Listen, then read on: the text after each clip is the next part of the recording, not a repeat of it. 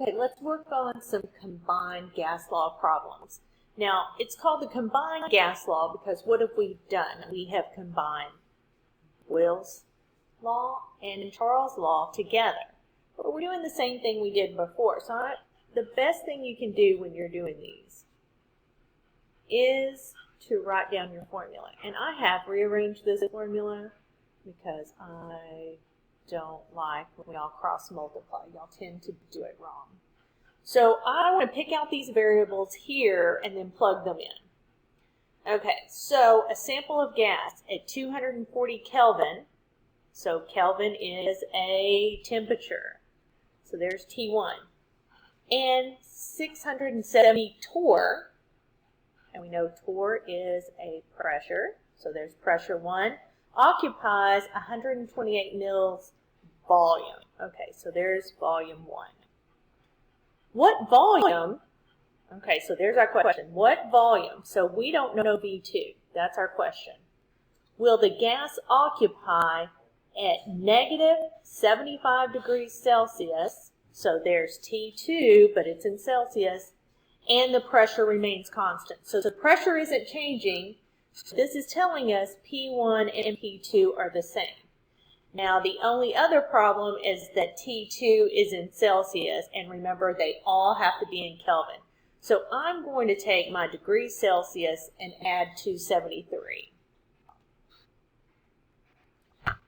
All right, so let's take that negative 75. Negative 75. Oh, there's some weird light on that. Okay, negative 75 plus 273. Enter. Okay, we get 198 Kelvin. So this is going to be 198 Kelvin for T2. Okay, now we're ready to plug in our numbers, right? So P1, 670 Kelvin. V1, 128 mils.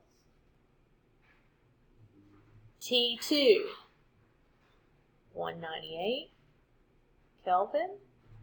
Equals P2. We found out that P2 and P1 are the same. So we got torr. Oh, I put Kelvin on there, didn't I? I meant torr.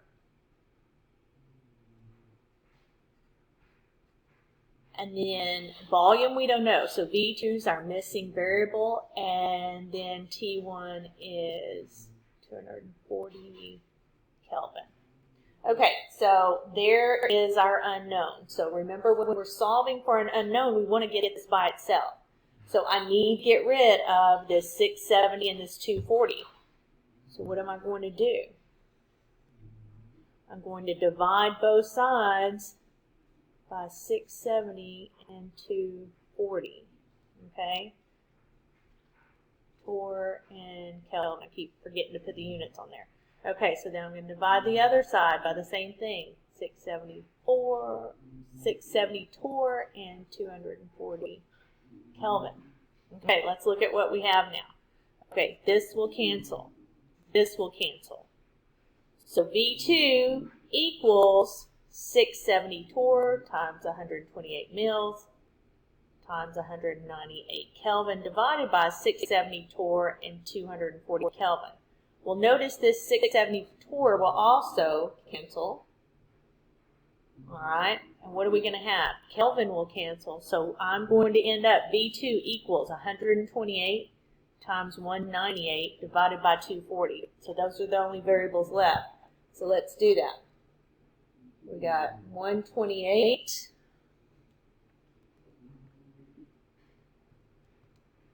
times 198. On the bottom, all we have is left is 240, okay? And our answer is 105.6. What were we solving for? V2, okay? So V1 was in milliliters, so we know this will be in milliliters. Okay, so if you will set this up every time, P1, V1, V2, equals P2, V2, T1. Okay? If you have any questions, let me know.